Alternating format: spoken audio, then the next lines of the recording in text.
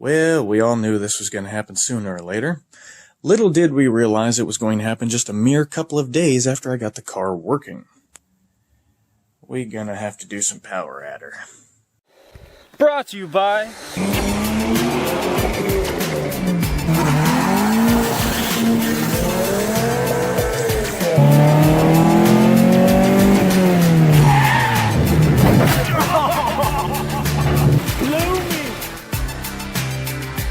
Imagine that camera shot, because that's what I'm getting, right? I know!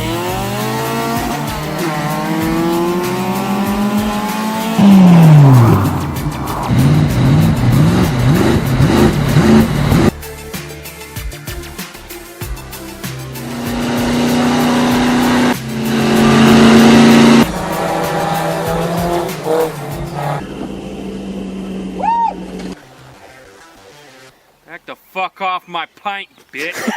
As for the maperformance.com people, they did actually send me a AEM branded cable for my air fuel ratio. The only issue is their customer service is piss poor. They said order within the next amount of minutes and we'll get your order to you in 2 days. 7 days later, my wire showed up. So if you order from them, expect disappointment or stress, or both. I was supposed to start work at the new place I'm going to be working for yesterday, so as it stands right now, I don't know when I'm going to be going back to work, but I just now got in the adapter, and I'm trying to figure out how I'm going to run this sucker. My exhaust system is going to look all kinds of fucked up. Maybe, God, that'd be one hell of a sharp bend. Oh my god. I'm gonna have to figure this out. See, a lot of that problem would be fixed if I just went up like this, but you can only put a turbo at so much of an angle. Then you're gonna have to be worrying about the oil blowing past the seal and just dumping a whole bunch of smoke out the exhaust, which will be tricking my AFR, making me think there's something wrong when all it's doing is just blowing past the seal on the turbo. If I could just put it up at an angle like that, that would pretty much fix the problem.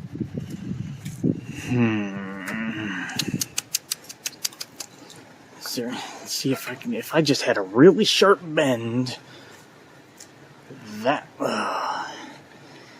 is that within the hood? Damn it. Alright, screw that plan. Here's what I'm doing. I'm going to mount the sucker on the driver's side. This turbo's going over here. Fuck it. It's piece of shit car, piece of shit build, piece of shit channel, whatever. Let's just stay in line with what we do. Yeah, not looking too bad. I moved the brace for the radiator support. I moved that down. Now the turbo sits just a little bit off of the bar. That way, if anything does settle or whatever, it can rest on the chassis. The other good thing about having the turbo on the driver's side is while I'm single turbo, I just have the inlet, the oil feed line is going to be coming off of the driver's side of the engine, so I can just straight up right there. Well, you are going to stick up a little. Shit. And it's not even on the plate, which means I am going to have to... I don't even like the damn fiberglass anyway, but... Damn it. You know, I was going to try twisting this up, and then it just starts getting more and more out of control, and the turbo's sticking up even higher, and if I was to cut that so that I could put this down on the side, it's still, yeah, just screw it. I'm just going to do what other people do, just cut out a section of the hood. Yep, and with that, I think I've officially crossed that point of screw it. Whatever needs to be sacrificed is going to get sacrificed, because I just want to get it done. It might look kind of cool with part of the turbo sticking out, but I won't be able to tell anybody it's NA. This is a good question for anybody who might have done it out there. How close can I get to the fiberglass without having to worry about setting it on fire? Will the turbo blanket protect it, and then I can just rest the fiberglass over the top of it? Or will it start getting really hot and screwing with my paint and decals and everything? Or should I just cut out a little section where it's going to be the closest? definitely gonna have to take this thing through a car wash once I get it all done. I'm probably gonna use, I think I still have a 45 hose. I'll probably just 45 it down and then put my air filter right here. That way I don't have to, because this is a mount that goes all the way down, so I don't want to screw with that. So if I just notch this out a little bit for the silicone, and then I'll just come down right here with my air filter right here. Turbo is now mounted in its final resting place. All the bolts are tightened.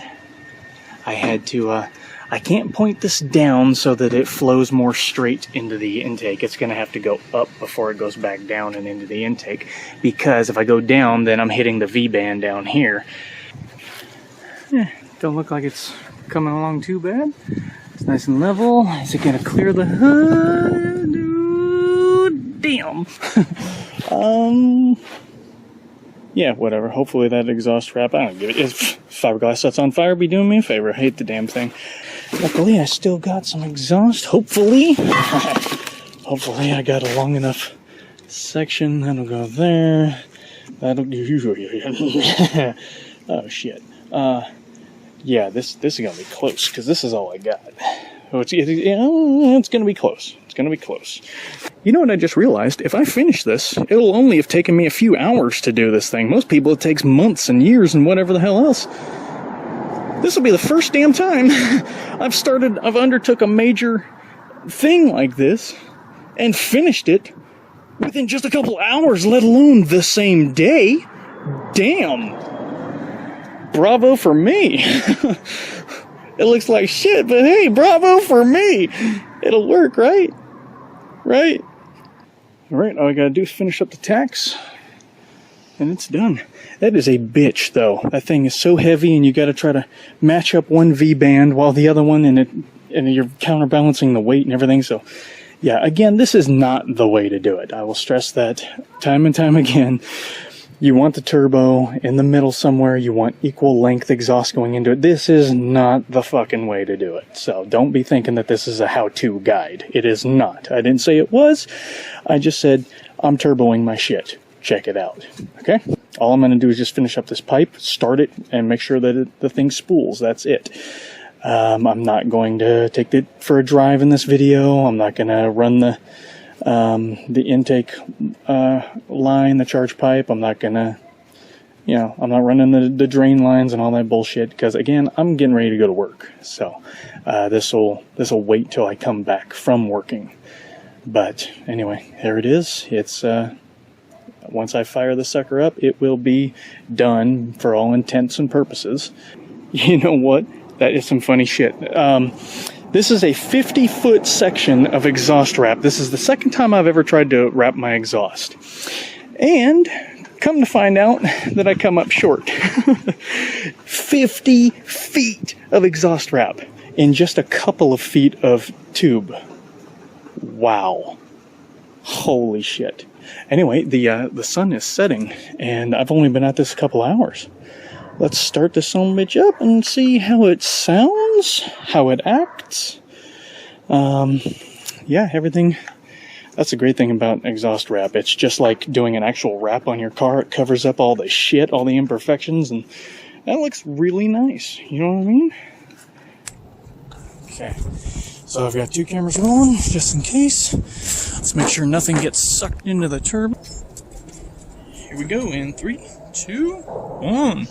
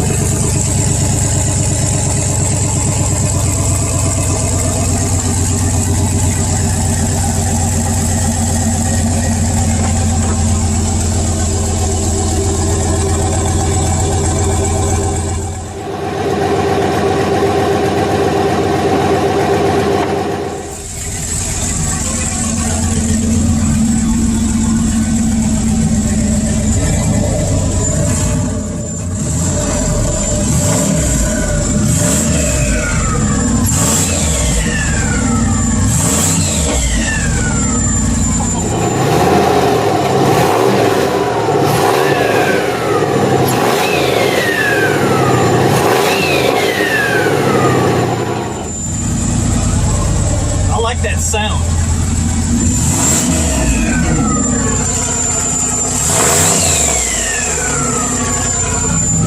I'm barely touching the gas too.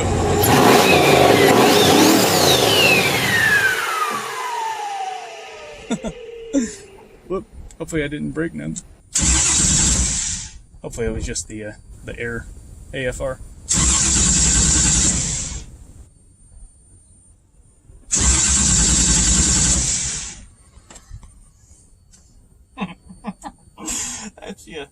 That's what I'd expect. Alright, well, screw it. I'll mess with that some other time. But, well, it was spectacular while it was working. Let's see.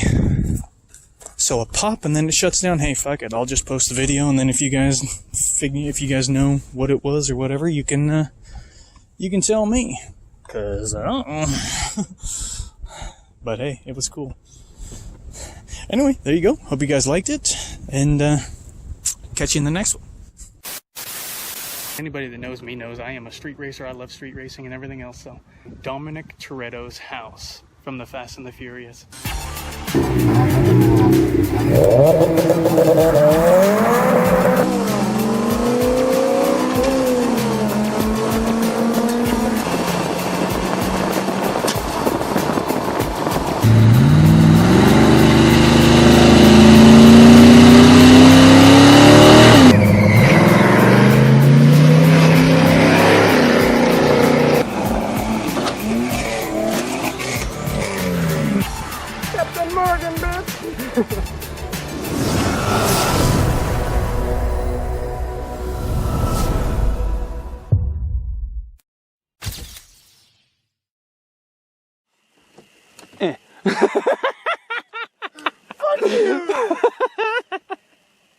God damn it. We're only gonna do this once.